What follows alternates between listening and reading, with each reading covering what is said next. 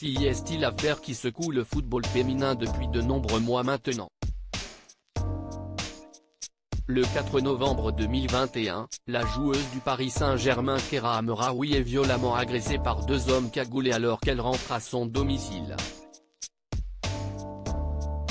L'enquête s'intéresse dans un premier temps à sa coéquipière en club Aminata Diallo, avant qu'elle ne soit relâchée. Finalement, après plusieurs mois d'enquête, cette dernière a de nouveau été placée en garde à vue avant d'être mise en examen et placée en détention provisoire. La jeune femme de 27 ans nie en bloc les faits qui lui sont reprochés et rejette toute implication dans l'agression de sa coéquipière.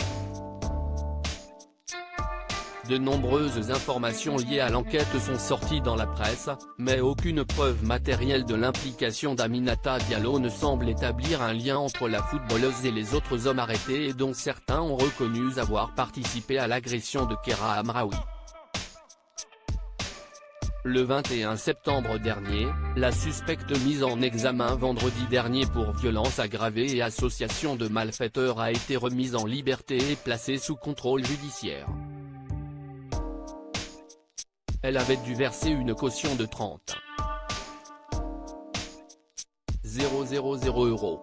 La remise en liberté maintenue avec un contrôle judiciaire durci aujourd'hui, Aminata Diallo a été convoquée par la chambre de l'instruction de la cour d'appel de Versailles afin de savoir si elle restait en liberté ou si au contraire elle était placée de nouveau en détention et la décision de la cour d'appel vient d'être rendue.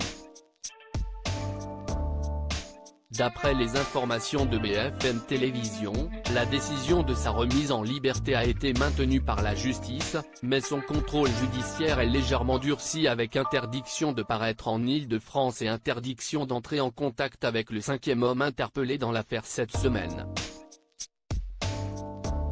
Il est également imposé à la joueuse de résider chez son père à Grenoble, où elle va devoir pointer de manière hebdomadaire au commissariat.